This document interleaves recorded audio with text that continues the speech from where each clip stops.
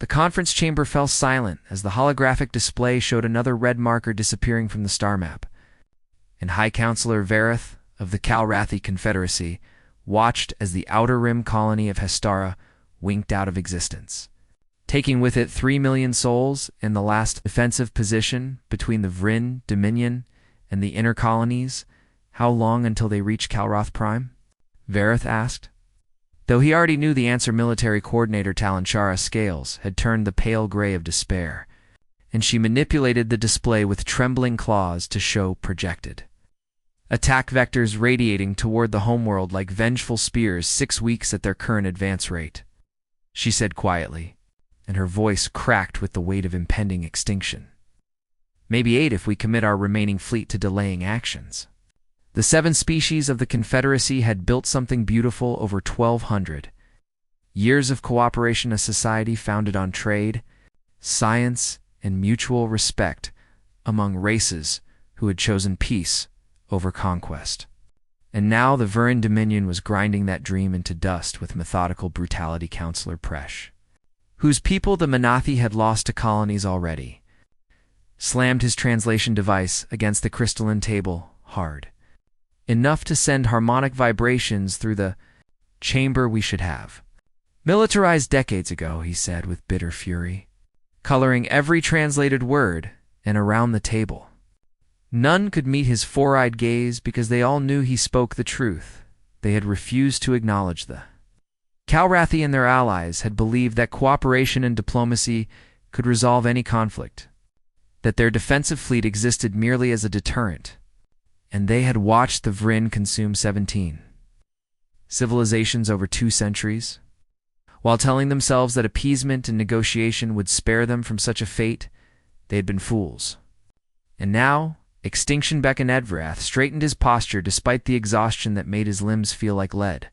And he remembered his grandmother who had helped found the Confederacy and believed that sentient beings could evolve beyond their violent natures. There is one option remaining, he said softly, and 7 sets of eyes from 7 different species turned toward him with desperate hope flickering in their depths. The precursor beacon. The chamber erupted in voices overlapping through translation matrices until Talanchara raised her claws for silence. And when the noise subsided, she fixed Varoth with an intense stare that demanded clarification. The beacon has sat inactive for 3,000 years, she said with skepticism threading through her tone, and her tactical mind clearly struggled with gambling everything on ancient technology that might not even function. We don't know if anyone monitors those frequencies anymore, and we certainly don't know who might answer such a call. Vareth accessed the historical files and projected them for all 2 records from the earliest days of Calrathi space exploration, when their primitive ships had discovered a network of automated stations left by a civilization that had vanished long before the Karathi even developed. Writing the beacons were emergency broadcast systems designed to call for military assistance across galactic distances. And every species that had joined the Confederacy had found similar stations in their territories, all linked to the same mysterious network. Someone built this system for a reason, Vareth argued with growing conviction, strengthening his voice, and he gestured at the advancing Vryn positions on the tactical display. They anticipated situations exactly like ours. And if there's even a chance that someone out there still maintains these networks and responds to distress calls, we must take it. The vote was unanimous despite their fears. And within hours, the ancient beacon on the moon of Calrath Prime powered up for the first time in millennia, sending its emergency signal cascading through subspace at frequencies that cut through the background radiation of the cosmos like a knife. Through silk, the message was simpler. Civilization faced extinction and requested immediate military intervention from any power capable of providing assistance. And attached were tactical data about the Vryn Dominion's fleet strength, movement patterns, and known strategic objectives. Then they waited while their remaining defensive forces fell back toward the homeworld, and evacuation ships began the impossible task of relocating billions of civilians to the inner system's fortified stations, and every day brought fresh reports of Vryn victories as the Dominion's war machine ground inexorably forward. 3 weeks passed with no response. and morale plummeted as hope died in the hearts of beings who had believed the galaxy contained kindness beyond their borders. Then on the 22nd day after the beacon's activation, the response came from a direction none had anticipated, from the remote Perseus Arm where few Confederacy ships had ever ventured. A region considered backwater and unimportant by galactic standards, the message was audio. Only in the voice spoke Galactic Standard, with an odd accent that suggested the speaker had learned it recently, rather than growing up with translation technology. This is Fleet Admiral Sarah Chen of the Terran Commonwealth responding to Emergency Beacons 7 Alpha 7, the voice said with crisp, military precision underlying each word.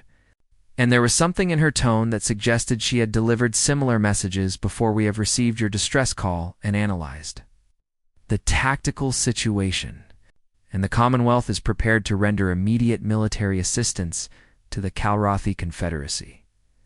Vareth felt his heart stutter because he had never heard of any.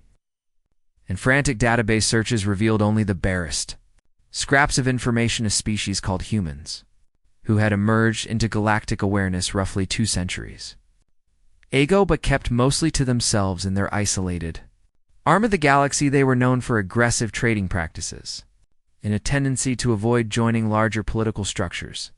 But military assessments were nearly non-existent because humans rarely ventured into regions where conflicts occurred. Thank you for your response, Vareth transmitted back with his voice shaking from relief and confusion in equal measure. And he struggled to formulate the right words. Any assistance you can provide would be deeply appreciated. And we understand if your contribution must be limited given the distance involved. The human admiral's response came with surprising speed given the light lag between their positions. We're not sending a token force, Counselor Admiral Chen said with something that might have been grim amusement coloring her words. And Vareth heard other voices in the background coordinating what sounded like massive logistical operations. The 5th Expeditionary Fleet is already assembling. We'll enter your space within 1 week. And we're bringing enough ships to make the Vrin reconsider their life choices. The transmission ended before Vareth could ask for clarification about fleet size or capabilities. And he turned to find his fellow counselors staring at him with expressions ranging from hope to disbelief. What do we know about human military capability? He asked Talon Shara, who was already pulling up every scrap of available intelligence on this mysterious species. The files were disappointingly thin. Humans operated a merchant fleet of considerable size and their ships used jump drive technology that was adequate, if unimpressive, by galactic standards. But there were no records of humans engaging in military operations beyond small-scale piracy suppression in their own territories. There are an unknown quantity, Talon Shara admitted with frustration evident in her posture.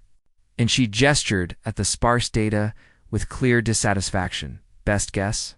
They might send 20 or 30 ships, and that would be optimistic. It was better than nothing, Vareth told himself as he authorized the dissemination of tactical data to the incoming human fleet and prepared his people for the reality that their salvation might amount to a symbolic gesture from a species that lacked the power to truly challenge the Vrin Dominion. He just hoped these humans would survive long enough to evacuate when they realized the magnitude of what they had volunteered to face. And in the dark watches of the night, he prayed to ancestors who could no longer hear him that the Terran Commonwealth possessed more strength than their obscurity suggested. The Vrin were coming, and soon the galaxy would learn what happened when desperate aliens called for backup and humans answered the call. Grand Admiral Dexner of the Vrin Dominion stood aboard his flagship Eternal Conquest and watched the tactical displays with satisfaction as his fleet of 500 warships moved into position around the Calrathi homeworld. And behind him, his subordinates coordinated the final preparations for an orbital bombardment that would break the spirit of these pathetic creatures. Who dared resist the Dominion's rightful expansion? The Calrathi defensive fleet, a pitiful collection of 73 ships hung in desperate formation between his armada and their homeworld, and Exner could almost taste their fear across the void of space. Sir, we're detecting a gravitic anomaly at the system's edge, a sensor officer reported with the calm professionalism expected of Dominion military personnel. And Nexner barely glanced at the subsidiary display, because such disturbances were common near gas giants probably. Their last transport fleeing with whatever leadership they can evacuate, he said, dismissively while gesturing for his weapons officer to begin targeting solutions on the Kalarathi fleet. And he anticipated the satisfaction of watching their ships burn, ignore it, and focus on. The words died in his throat as the gravitic anomaly exploded into something that should have been impossible. And suddenly, the edge of the star system erupted with the distinctive energy signatures of hundreds of ships dropping out of faster-than-light travel. Simultaneously, the bridge fell silent except for the insistent chiming of alarm systems struggling to catalog the new arrivals. And Dexner watched in disbelief as his tactical display populated with red hostile markers that kept multiplying until the screen looked like someone had spilled blood across the star chart report. He snapped, with his voice cracking despite decades of military discipline. And his sensor officer worked frantically at her station while sweat formed on her scaled brow. 317 vessels. Sir, she said with her voice barely above a whisper. And Nexner saw her hands shaking as she refined the sensor data designations unknown. And they're not matching any profiles in our database. The view screen shifted to show the new arrivals. And Nexner felt something cold settle in his chest because these ships were massive. The largest among them dwarfed even his flagship by a factor of 3. And they moved with the precise coordination of a fleet that trained together constantly unknown vessels. This is Grand Admiral Dexner of the Viren Dominion, he transmitted on all frequencies, while his mind raced to understand what force could have assembled such a fleet without the Dominion's intelligence network detecting it. You are interfering in Dominion military operations, and I demand you identify yourselves immediately. The response came within seconds. And a human woman appeared on his view screen, wearing a dark blue uniform with insignia that suggested flag rank in whatever navy she represented. Grand Admiral. I am Fleet Admiral Sarah Chen of the Terran Commonwealth 5th Expeditionary Fleet, she said with the kind of politeness that somehow felt more threatening than open hostility. And her dark eyes held an unsettling steadiness. We are responding to a request for military assistance from the Kalarathi Confederacy, and I am hereby ordering you to withdraw your forces from this system immediately. Dexner felt rage replacing his initial shock, because this human, this creature from a species he had never even heard of, dared to give him orders. And the Dominion had not conquered 17 civilizations by backing down when challenged. The Viren Dominion does not take orders from unknown species, he said, with venom dripping from every word. And he gestured for his fleet to begin advancing toward the human formation. You have 10 minutes to withdraw before we demonstrate why the Dominion has ruled this sector for 3,000 years. He cut the transmission before the human admiral could respond. And he turned to his tactical coordinator with anticipation building in his chest. Prepare for engagement, Dexner ordered while studying the enemy formation for weaknesses. And he noted with satisfaction that despite their impressive size, many human ships appeared to lack the heavy armor plating that characterized Dominion dreadnoughts. I want their flagship disabled and captured so we can study their technology. The fleet's closed to weapons range, and Dexner gave the order to fire. And 500 Viren warships opened up with plasma cannons and missile batteries and a coordinated barrage that had shattered countless enemy formations. Human fleet's response was nothing like what Dexner expected. Instead of the chaotic return fire typical of species facing Dominion might, for the first time, the human ships moved with mechanical precision as their point defense systems activated and created a wall of intersecting fire that destroyed 90% of incoming missiles. Before they could even reach their targets, then the human weapons spoke, and Dexner's world became chaos. The first salvo came from the human dreadnoughts, massive railguns that accelerated tungsten projectiles to a significant fraction of light speed. And when those projectiles hit Dominion shields, they punched through, like the shields weren't even there before. Continuing into armor and hull with devastating kinetic energy, 3 Dominion cruisers simply ceased to exist in the first 5 seconds of engagement. torn apart by weapons that carried more destructive force than anything Vexner had encountered in 4 decades of military service. Evasive maneuvers, he shouted while alarms shrieked throughout his flagship, and he watched in horror as human missile swarms appeared on sensors, thousands of small, highly maneuverable projectiles that moved with impossible agility. His weapons officer tried to coordinate point defense, but the human missiles were equipped with sophisticated AI guidance systems that learned from each interception, attempted and adapted their approach vectors in real time. And when they reached Dominion ships, they detonated with precisely targeted electromagnetic pulses that fried electronics and left vessels dead in space. The human fleet advanced through the Dominion formation like a scalpel cutting through flesh. And Vexner realized with growing dread that his ships were fighting blind while the humans seemed to have perfect information about every Dominion vessel's position, status, and capabilities. How are they cutting through our jamming? His communications officer demanded while trying desperately to coordinate with other Dominion ships through the interference. And Vexner had no answer because human electronic warfare capabilities were somehow decades beyond what any galactic power possessed. A human destroyer squadron moved to engage his left flank, and Vexner watched as they coordinated their fire with inhuman precision, each ship targeting a different subsystem on Dominion vessels until his cruisers were systematically stripped of weapons, engines, and sensors before being left drifting and helpless. The Calrathi fleet had moved forward to support the humans, but they were barely participating in the battle because the human ships were dismantling the Dominion formation so quickly that there were no targets left for the Confederacy forces to engage. 30 minutes into the engagement, Vexner had lost 200 ships to catastrophic damage or electronic warfare attacks that left them powerless. And the human fleet had suffered exactly 0 casualties, with only minor damage to a handful of their lighter vessels. Sir, the humans are hailing us, his communications officer reported with defeat already settling into her voice. And Vexner wanted to refuse, but he could see the tactical situation with perfect clarity. His fleet was dying, and there was nothing he could do to stop. Admiral Chen appeared on his view screen again, and now Vexner could see the iron will behind her polite exterior. Grand Admiral, you have 47 minutes to order your remaining ships to stand down and surrender, she said, with the kind of certainty that came from absolute confidence in victory. And Vexner noticed that she had given him the exact time down to the minute after that deadline. I will consider all Dominion vessels as hostile targets and eliminate them. And I really would prefer not to add to the body count if we can avoid it. Vexner looked at his tactical display and saw his 500-ship fleet reduced to smoking wreckage and disabled hulks. And he understood that he was facing a military force that operated on a completely different level than anything the Dominion had encountered. Who are you?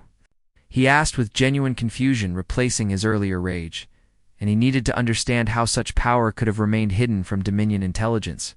Where did you come from? We're humans, Grand Admiral, Chen said simply, and something in her expression suggested she had answered this question before. And we came from the place where species either learn to fight very, very well, or they don't survive to reach the stars. Vexner gave the order to surrender, and his flagship powered down its weapons as human boarding teams prepared to take custody of Dominion personnel. And he sat in his command chair watching the most advanced fleet the Dominion had ever assembled drift helplessly while human ships moved among them.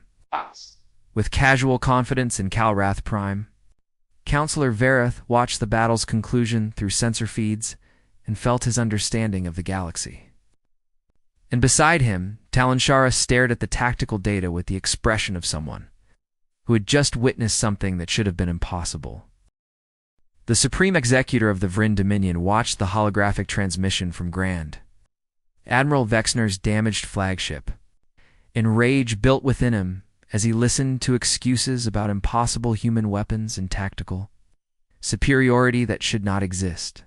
And around the war room, his military council shifted uncomfortably, because failure on this scale had not occurred in living memory. You allowed 73 Calrathi ships and an unknown alien fleet to humiliate 500 Dominion warships, the Supreme Executor said with deadly calm threading through each word. and Dexner flinched visibly despite being light years away from immediate retribution. "Explain to me how this happened." Dexner transmitted tactical data that the Supreme Executor's analysts immediately began dissecting. And what they saw defied conventional military understanding: human ships moving with coordination that suggested a hive mind, weapons that operated on principles the Dominion's best scientists couldn't immediately explain, and electronic warfare capabilities that had rendered Dominion technology obsolete in minutes. This was a fluke. Military Coordinator Genitar declared, while studying the data with his 6 eyes, analyzing multiple data streams simultaneously. And his mandibles clicked with the confidence of someone who had planned countless successful campaigns. "They caught us by surprise with technology we didn't know existed, but they only brought 300 ships against our 500. The Supreme Executor considered this assessment, while his mind calculated the political implications of defeat. 17 subject.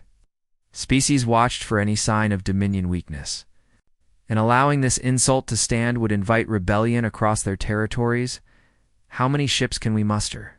he asked, while already knowing the answer, because the Dominion maintained reserve fleets specifically for situations, acquiring overwhelming force 2,000 warships from our strategic reserves. Genitar replied with satisfaction coloring his voice, and he manipulated the holographic display to show fleet positions. "Throughout Dominion space, we can have them assembled and deployed to Calrathi space within 3 weeks. The Supreme Executor made his decision with the casual certainty of absolute power. Do it," he ordered, while imagining the satisfaction of watching these arrogant humans burn. And he turned to his communications coordinator. "Transmit a message to this Terran Commonwealth informing them that they have committed an act of war against the Varin Dominion, and they will face the full might of our military unless they withdraw immediately and surrender their fleet for destruction." The message was transmitted using the frequencies the humans had used, and the response came within hours from Admiral Chen herself. And the Supreme Executor noted with interest that she appeared to be standing on the bridge of her flagship with activity visible behind her. "I've received your ultimatum," she said, with that same unsettling politeness that suggested she considered this conversation a formality rather than a negotiation, and her expression showed no fear at the prospect of facing 2,000 ships. "I'm going to give you one opportunity to reconsider this course of action." The Supreme Executor laughed, because this human actually believed she could threaten the Dominion, and around him his council joined in the mirth at such absurd arrogance. "You have 300 ships and you're outnumbered nearly 7-1, he said, while gesturing dismissively at her image. And he leaned forward in his command throne. "What possible chance do you believe you have against the full military power of the Dominion?" Admiral Chen's expression shifted into something that might have been pity, and she glanced at something off-screen before returning her attention to the transmission. "Supreme Executor, the 5th Expeditionary Fleet represents approximately 0.3% of the Terran Commonwealth's total military capability," she said with the calm delivery of someone stating obvious facts. And the Supreme Executor felt his amusement die as her words registered. "We brought this force because we assessed it as sufficient to handle the Vrin threat. And if you choose to escalate, we will respond proportionally." The transmission ended before the Supreme Executor could respond, and silence filled the war room as his council processed the implications of what they had just heard. "She's bluffing," Genitar said with less confidence than before, and he pulled up what little intelligence existed on human military capabilities. "No species could hide a fleet numbering in the hundreds of thousands, and our network spans half the galaxy." The Supreme Executor wanted to believe this, but something in Admiral Chen's eyes had suggested absolute certainty rather than desperate bluffing. And he had not maintained power for 3 decades by ignoring his instincts about dangerous opponents. "Proceed with the deployment," he ordered, while making a mental note to prepare contingencies in case the humans proved more capable than anticipated. And he watched as his military machine began coordinating the largest fleet action in recent Dominion history. 3 weeks later, the Dominion Reserve Fleet assembled in the Calrathi system's outer edge, and Fleet Commander Beskara surveyed his 2,000 warships with pride, because no force in known space could stand against such overwhelming power. The human fleet waited in high orbit around Calroth Prime, and Beskara noted that they had not retreated or requested reinforcements, despite having weeks to do so. And he wondered if they were simply too stubborn to acknowledge reality. All ships report ready for engagement, his tactical officer announced while weapon systems across the fleet powered up in synchronized sequence. And Veshkara felt the familiar anticipation of imminent victory. Advance and eliminate all human vessels, he ordered while settling into his command station. And 2,000 ships began moving toward the outnumbered human fleet. With the inexorable certainty of an avalanche, the humans opened fire at maximum range. And Veshkara watched as human railgun rounds crossed millions of kilometers to strike his forward elements with devastating accuracy. And 3 destroyers evaporated under the kinetic assault before they could even return fire. But this time the Dominion was prepared. His ships moved in staggered formations designed to minimize the effectiveness of massed fire. And his electronic warfare teams worked to disrupt human targeting solutions using techniques learned from analyzing the previous battle's data. Engagement developed into a brutal slugging match as Dominion numerical superiority began to tell. And Veshkara allowed himself a moment of satisfaction as his weapons platforms finally started landing hits on human vessels, and he watched one human cruiser suffer catastrophic damage to its main engines. Then Admiral Chen did something that would be analyzed in military academies across the galaxy for generations. She split her fleet into smaller task forces that moved independently through the Dominion formation, and each group operated with such perfect coordination that they could concentrate fire on isolated Dominion elements before disengaging and repositioning faster than Veshkara could respond. Human ships began targeting Dominion logistics vessels and command ships specifically. And Veshkara realized with growing alarm that the humans were fighting a completely different battle than he had planned for. They weren't trying to destroy his fleet through direct combat, but rather to disable his ability to coordinate and sustain operations. They're fighting like they've done this before, his tactical officer said with confusion evident in her voice. And she struggled to predict human movements that seemed to anticipate Dominion responses before they happened. It's like they know exactly how we think. The battle raged for 6 hours. And Veshkara lost 400 ships while the human fleet suffered 37 destroyed and another 70 damaged to various degrees. And he made the painful decision to withdraw before his losses became catastrophic. Transmitted his report to the Supreme Executor from the safety of Dominion space. And he included tactical analysis that made it clear the humans possessed something far more dangerous than superior technology. They had experience fighting large-scale fleet actions that suggested extensive, practical combat experience. The Supreme Executor read Veshkara's report in his private chambers. And he finally allowed himself to acknowledge the terrible truth that his advisors had been too frightened to speak aloud. The Terran Commonwealth was not bluffing about their military capability, and the Dominion had provoked a war with an enemy that might actually be able to win. Admiral Chen's next transmission arrived the following day.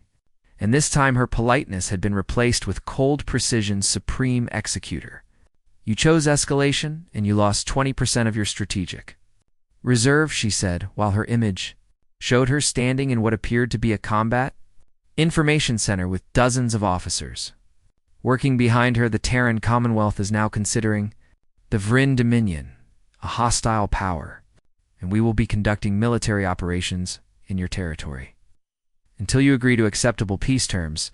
The Supreme Executor wanted to rage, wanted to mobilize every ship the Dominion possessed and crush these upstart humans through sheer overwhelming force. But he was a survivor who recognized when circumstances had spiraled beyond his control. What are your terms? He asked while hating himself for showing weakness. And he watched Admiral Chun's expression soften slightly as she recognized his capitulation. Sareth of the Calrathi Diplomatic Corps had been assigned as liaison to the human fleet, and she found herself spending increasing amounts of time aboard the Terran Commonwealth flagship Indomitable, trying to understand the species that had saved her people with such casual efficiency. And what she discovered both fascinated and horrified her in equal measure. Captain Marcus Webb commanded one of the human destroyer squadrons, and he had agreed to show Sareth around his ship during a routine patrol of the newly liberated territories. And as they walked through corridors filled with crew members going about their duties, Sareth noticed details that seemed incongruous with the peaceful image humans had initially projected. Why does your mess hall have blast doors rated to withstand direct hits from plasma weapons? She asked while examining the reinforced entrances that seemed excessive for a simple dining area. And Marcus glanced at the doors as if seeing them for the first time. Oh, that's standard damage control protocol, he said casually while gesturing for her to follow him deeper into the ship, and his tone suggested this was completely normal during combat. Every compartment becomes a potential sealed section, so we can isolate hull breaches and maintain atmospheric pressure even if we take severe damage. Sareth felt her scales ripple with unease, because Calrathi's ships had basic damage control systems, but nothing approaching the obsessive redundancy she saw throughout human vessels. And every system seemed to have backups. Upon backups, as if the designers had anticipated catastrophic failures, they passed through the medical bay. And Sareth stopped in shock at what she saw. The facility was larger than the entire medical wing on comparable Calrathi ships, and it contained equipment for treating injuries that ranged from routine accidents to combat trauma so severe that Sareth had difficulty imagining circumstances that would cause such damage. You have full surgical theaters aboard a destroyer? She asked while staring at operating rooms that could have served a planetary hospital. And Marcus nodded as if this were perfectly reasonable. We need to be able to treat mass casualties in the field, he explained, while showing her the stacks of medical supplies and the emergency triage protocols posted on every wall. And Sareth noticed that the supplies included enormous quantities of blood replacement fluids and synthetic tissue. Can't always get wounded personnel back to a station, so ships need to be self-sufficient for extended operations. The implications were staggering. Humans designed their military vessels expecting to take casualties so severe that full surgical capability became necessary. And this suggested a level of combat intensity that Calrathi forces had never contemplated. How often do you actually use these facilities? Sareth asked, while hoping the answer would be reassuring. And Marcus's expression shifted into something distant and sad. My ship participated in the Tau Ceti border war about 5 years ago, he said quietly while his hand unconsciously touched a scar on his neck that Sareth had assumed was an old accident. And his next words made her blood run cold. We lost 30% of our crew in the first week, and the medical teams worked for 72 hours straight keeping people alive. Sareth had no response because the idea of losing nearly a third of a ship's crew and continuing to fight was beyond her comprehension. And she realized that humans had normalized levels of violence that would break most Calrathi commanders psychologically. Later that evening, Marcus invited Sareth to dinner with several other human officers, and the conversation eventually turned to Earth and the history that had shaped humanity's approach to warfare. And what Sareth learned made her understand why humans fought with such terrifying efficiency. Lieutenant Commander Patricia Torres pulled up a holographic display showing Earth's continents, and she began highlighting regions while describing conflicts that Sareth could barely believe had occurred on a single planet. So the First World War involved about 30 countries and killed approximately 40 million people, Patricia said while showing the battlefields of Europe marked in red. And Sareth's translator struggled to convey numbers so large that 20 years later, the Second World War killed somewhere between 70 and 85 million people across 6 continents. Sareth felt her legs weaken because these numbers exceeded the entire population of some Calrathi colonies. And she couldn't comprehend how a civilization could survive such losses and continue functioning. But those were your most primitive wars, yes? She asked desperately, while hoping that ancient history explained the violence. And Marcus shook his head with an expression that suggested he wished he could agree. Those were actually relatively recent. The Second World War ended less than 400 years ago, he said while pulling up more data. And Sareth saw images of devastation that showed entire cities reduced to rubble, and they weren't even our worst conflicts in terms of per capita.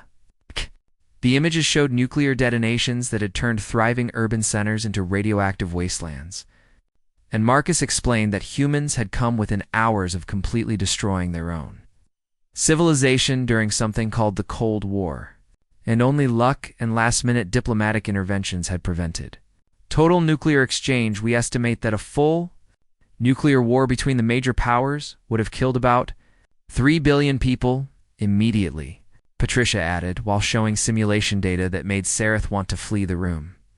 And the casual way she discussed such horror suggested this was common knowledge among humans, plus another billion or two from fallout and nuclear winter effects. Sareth forced herself to ask the question that terrified her, and after coming so close to extinction, "You chose to become even better at warfare?" she said, while trying to understand the logic. And the human officers exchanged glances that suggested they had discussed this question among themselves.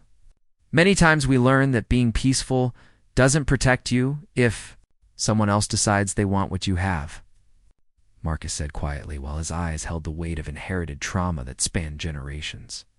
And he pulled up historical records showing human colony ships destroyed by hostile alien encounters during early expansion. When we reached the stars, we encountered species that saw us as weak because we valued cooperation. So we had a choice: adapt or die. The records showed conflicts that Sareth had never heard of because they occurred in remote regions of human space wars, against pirate confederations, territorial disputes with aggressive alien powers, and desperate defenses of isolated colonies against raiders who saw humans as easy targets. The Tau Ceti border war that Marcus mentioned wasn't our first major conflict, and it won't be our last, Patricia said, while showing casualty figures that exceeded Calrathi military losses over centuries, and her voice carried resignation rather than pride. "We built this fleet and developed these tactics because we kept running into situations where superior firepower was the only thing standing between us and annihilation." Sareth spent the following weeks reviewing human historical databases with permission from Admiral Chen, and what she discovered painted a picture of a species that had been shaped by constant conflict in ways that went beyond simple military preparedness. Human literature was filled with stories about war epic poems celebrating warriors, novels analyzing military strategy, philosophical treatises debating just war theory, and cautionary tales about the costs of violence. Human music included entire genres dedicated to martial themes, and Sareth listened to recordings that ranged from ancient battle hymns to modern compositions that captured the emotional weight of combat. Human education included mandatory study of military history, and children learned about famous battles and strategic principles as part of their basic curriculum. And this normalization of warfare as an expected part of existence explained why human officers discussed mass casualties with the same matter-of-fact tone that Calrathi used for discussing weather patterns. "Do you ever want peace?" Sareth asked Admiral Chen during one of their planning meetings, and the question came out more plaintively than she intended. Chen looked up from the tactical displays and fixed Sareth with a gaze that held genuine weariness. "Every single day," she said with quiet intensity that suggested she spoke from deep personal conviction, and she gestured at the ships visible through the viewport. "Do you know why I joined the fleet, Sareth?" Sareth shook her head, and Chen pulled up a personal file that showed a younger version of herself standing with a family that included parents and 2 siblings. "Pirates attacked the colony where I grew up when I was 17, Chen said, while her voice remained steady despite obvious emotional pain. And the file showed incident reports that detailed a raid where inadequate defensive forces had allowed raiders to kill hundreds of civilians. "My parents died holding off attackers so my siblings and I could evacuate, and I decided that day that I would make sure other families didn't have to make that choice."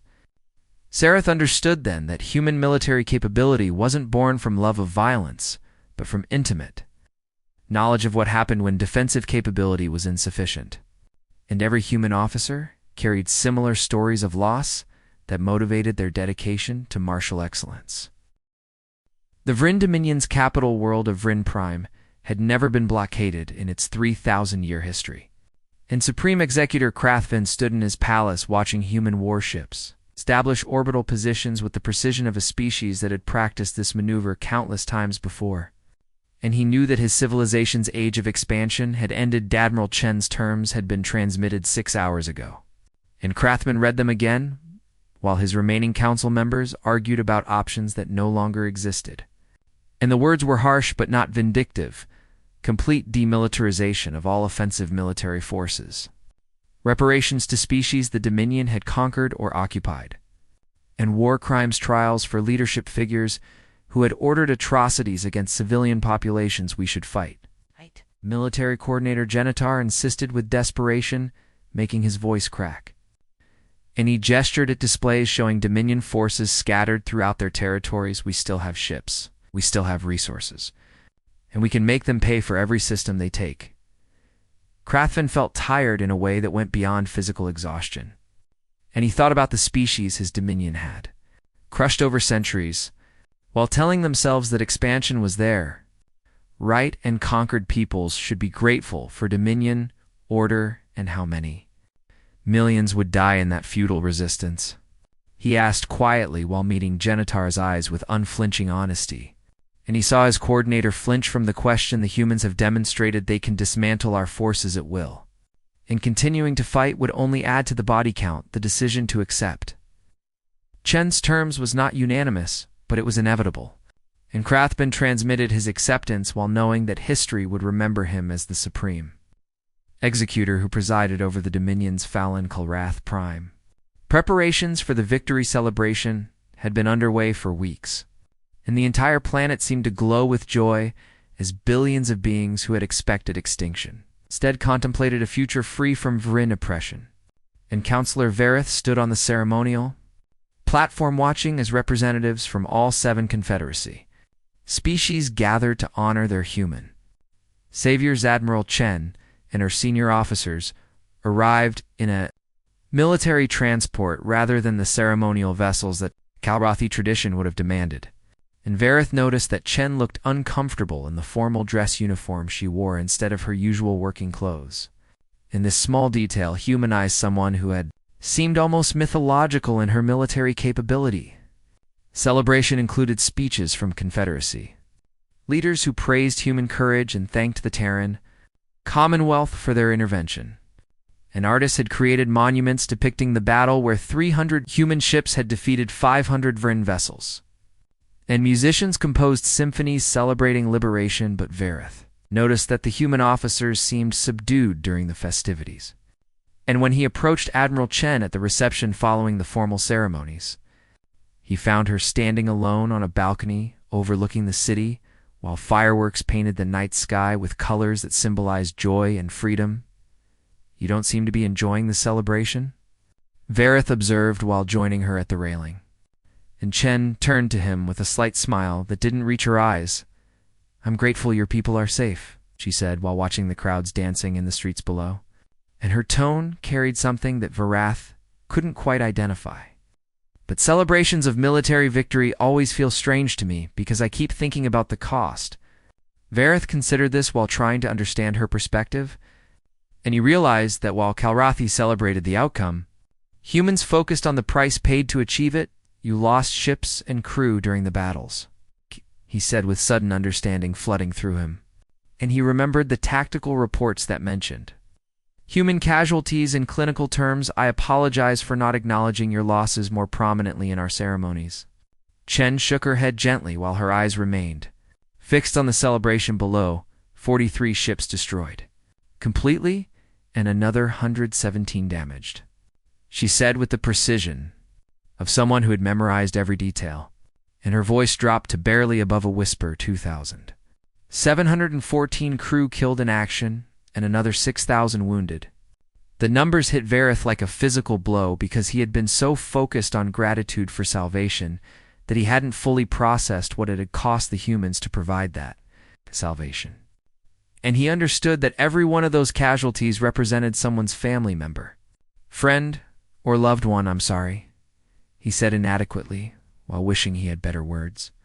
And Chen turned to look at him with an expression that suggested she appreciated the sentiment, even if words couldn't change reality. War has costs. Counselor, she said, while her military discipline reasserted itself, and she straightened her posture as if preparing to return to duty. We knew what we were volunteering for when we answered your distress call, and my people believe that some causes are worth fighting for. Vareth wanted to ask her about the future, about whether humans would seek to build their own empire, now that they had demonstrated their military supremacy, and whether the Kalarathi had simply exchanged one overlord for another, as if, reading his thoughts. Chen gestured toward the celebrating crowds below. What happens next is up to your people and the other species in this region, she said with firmness, that suggested she had considered this question extensively. And her next words carried the weight of deliberate policy. The Terran Commonwealth didn't come here to conquer or control. And we're not interested in building an empire, but you could, Vareth said bluntly, while deciding that honesty served better than diplomatic pleasantries. And he needed to understand human intentions. Your fleet could dominate this entire sector if you chose to, and no one could stop you. Chen was quiet for a long moment while fireworks continued to burst overhead. And when she finally spoke, her voice carried a weight that suggested she was sharing something deeply personal. Do you know why the Terran Commonwealth maintains such a powerful military despite claiming we want peace? She asked while turning to face him directly. And Varath shook his head because he had wondered about this apparent contradiction. Because we learned the hard way that being strong is the only way to ensure we never have to use that strength, Chen explained, while her eyes held memories of things she didn't describe, and her hands gripped the railing with unconscious tension.